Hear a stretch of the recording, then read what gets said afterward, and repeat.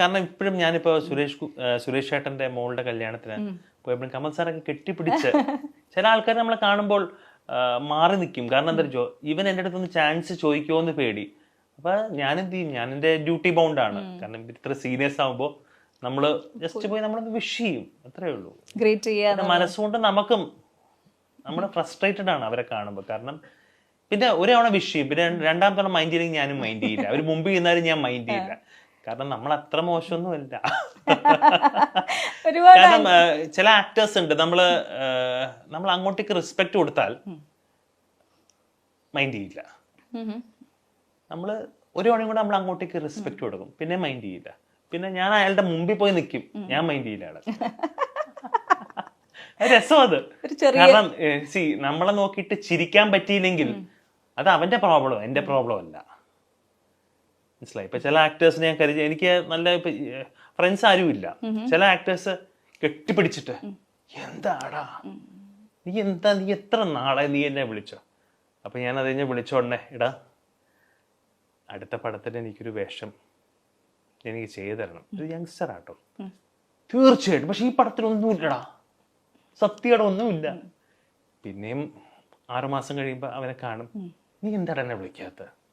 എടാ അടുത്ത പടത്തിലൊരു വേഷം എനിക്ക് ഇവിടെ ഉറപ്പായിട്ടും.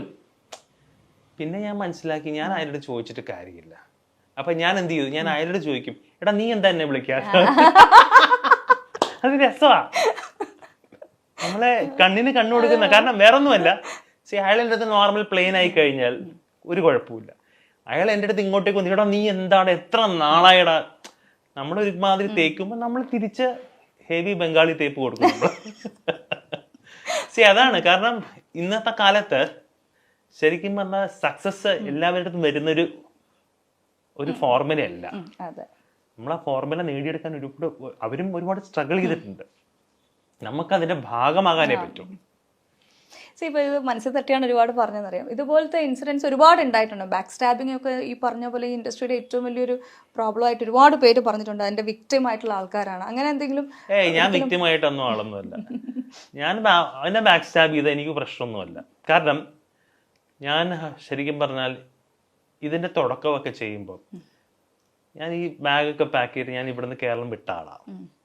ഞാൻ കേരളം വിട്ടെത്തിയിട്ട് ആൾക്കാർ പറയില്ലേ, നമ്മൾ ഇവിടെ ഒരു സ്ഥലം വിട്ട് നമ്മൾ വേറെ സ്ഥലത്ത് പോകും. ഞാൻ വേറൊരു സ്ഥലത്ത് പോയി. ഞാൻ മനസ്സിൽ, കാരണം ഞാൻ എന്തായാലും ഞാൻ ജനിച്ച് വീണത് സിനിമയിൽ മാത്രമല്ല, എനിക്കൊരു കൈത്തൊഴിലും കൂടെ ഉണ്ടായിരുന്നു. അപ്പൊ അങ്ങനെ നമ്മൾ ഫ്രസ്ട്രേറ്റഡ് ആയിരിക്കുന്ന സമയത്തെ നമ്മൾ മൊത്തത്തിൽ ഈ ആൾക്കാർ നമ്മളെ ചോദിക്കും, ഏതായാലും അടുത്ത പടം ചോദിക്കും. ഇപ്പൊ ദുബായിൽ നിന്ന് ആൾക്കാർ വരുമ്പോ എപ്പോഴാ തിരിച്ചു പോകുന്നത്, അതായത് ആൾക്കാർ ലീവിന് ഒരു ജോലി എപ്പോഴാണ് നീ ജോലിക്ക് പോകുന്നില്ലേ ചോദിക്കുന്നത്. അപ്പൊ നമുക്കിതൊരു ഭയങ്കര പ്രോബ്ലം ആയിട്ട് വരികയാണ് ചോദിക്കുമ്പോൾ. അപ്പൊ ഞാൻ ഇത് ആദ്യമേ പ്ലാൻ ചെയ്തിരുന്നു. ഞാൻ പതുക്കെ ഓരോ കാര്യങ്ങൾ പഠിക്കാൻ തുടങ്ങി. അപ്പൊ കുറച്ച് നാളെ ഞാൻ മാറിയിരുന്നു, ഒരു 2-3 വർഷം കംപ്ലീറ്റ് ബ്രേക്ക് എന്ന് പറയാൻ പറ്റത്തില്ല. ആ സമയത്ത് വർക്കൗട്ട് ആവുന്നില്ല. നാട് വിട്ടു എന്ന് പറയാൻ പറ്റില്ല, എല്ലാവരുടെയും സമ്മതത്തോടെ ഞാൻ ഇവിടെ നേരെ ഡൽഹിയിലോട്ട് പോയി. ഡൽഹിയിൽ ഞാൻ ശരിക്കും പറഞ്ഞാൽ എനിക്കന്ന് ഹിന്ദിയൊന്നും അറിയില്ല. അവിടെ ഒരു സ്ഥലത്ത് ജോലിക്ക് കയറി. ഞാനൊരു സാധാരണക്കാരനായിട്ട് ഞാൻ കയറിയത്, ഞാനൊരു കുക്കായിട്ടാണ് കയറിയത്, ഹെൽപ്പറായിട്ട്. അവിടുന്ന് കാര്യങ്ങളൊക്കെ, അവിടുത്തെ ഫുഡ് പഠിക്കുകയല്ല, ഇവിടെ തൊലിക്കട്ടി എന്ന് പറഞ്ഞ സാധനം പഠിച്ചു, ജീവിക്കാൻ പഠിച്ചു. എനിക്ക് അന്ന് ഇല്ലാത്ത കൊണ്ട്, ഇപ്പൊ ആൾക്കാർ പറയുന്നത് ഇവന് ഇല്ലാത്ത കൊണ്ടൊന്നും അല്ല പോയത്. കാരണം നമുക്ക്, ഞാൻ ഡിഗ്രി കഴിഞ്ഞിട്ടാണ് തോന്നുന്നത്, നമുക്ക് ചില ജീവിതങ്ങളിൽ കുറച്ച് ഫ്രസ്ട്രേഷൻ വരുമ്പോൾ ഒന്നെങ്കിൽ നമ്മുടെ റൂട്ട് തെറ്റി ഡ്രഗ്സോ മദ്യപാനം, ഞാൻ വേറൊരു ആംഗിളിൽ അതിനെ ഫൈറ്റ് ചെയ്തു. ഞാൻ വേറൊരു ആംഗിളിന് അതിനെ ചെയ്തു. തിരിച്ചു വന്നപ്പോ കുറച്ച് കരുത്തുള്ളൊരു മനുഷ്യനായി. മറ്റേതാകുമ്പോ ഭയങ്കര ഇളവായിരുന്നു ശരിക്കും പറഞ്ഞു. സോ ടെൻഡർ, ഞാൻ ഭയങ്കര വിഷമിക്കും. ഇപ്പം ബോധടല്ല. അപ്പൊ അവർക്ക് വേണ്ടെങ്കിൽ വേണ്ട.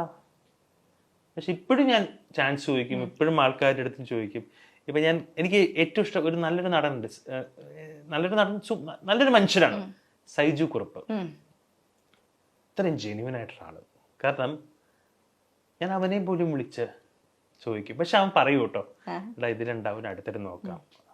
സി നമുക്ക് അങ്ങനത്തെ 1-2 പേര് കുറച്ച് ജെന്യൂൻ ആൾക്കാർ വേറെ അവൻ തന്നില്ലെങ്കിലും കുഴപ്പമില്ല. പക്ഷെ അവരൊക്കെ ആയിട്ടുള്ള ഒരു അദ്ദേഹം ശരിക്കും കഷ്ടപ്പെട്ട് വന്നൊരാളാണ്. അദ്ദേഹം ഈ ലെവലിൽ നിൽക്കുന്ന അദ്ദേഹത്തിന്റെ കഷ്ടപ്പാടെന്ന് വെച്ചാൽ അദ്ദേഹവും നന്നായി പഠിച്ചിട്ട് ആളാണ്. പക്ഷെ അദ്ദേഹം സിനിമയ്ക്ക് വേണ്ടി ഫൈറ്റ് ചെയ്ത് is A better actor than me. ഞാൻ ജസ്റ്റ് ഒരു ആവറേജ് ആക്ടറാണ്. ഞാൻ ജനിച്ച നല്ല സൂപ്പർ ബോൺ ആക്ടർ, ഞാൻ ചെയ്താണല്ലോ പഠിക്കുന്നത്. അപ്പൊ അതായിരുന്നു എൻ്റെ ഒരു ഞാൻ ഇതിനെ ഹാൻഡിൽ ചെയ്തൊരു സിറ്റുവേഷൻ. ഈ ആക്ടിങ് വിട്ടിട്ട് ഡൽഹിയിൽ പോയി ജീവിതം പഠിച്ചു വന്നു എന്ന് പറയുന്ന സംഭവമുണ്ട്. അപ്പൊ ആ ഒരു കൈത്തൊഴിൽ ഉണ്ടായിരുന്നു എന്ന് പറഞ്ഞു, കുക്കിംഗ്. അത് എപ്പോ സായത്തമാക്കിയതാണ് ഈ കുക്കിംഗ്? അത് ഇതിന്റെ ഒരു താളം നമുക്ക് കുറച്ച് കഴിഞ്ഞപ്പോ മനസ്സിലായി. കാരണം ഇത് അധികം നാള് നമ്മൾ വിചാരിച്ച ലെവലിൽ എത്താൻ പറ്റില്ല എന്ന് മനസ്സിലായി.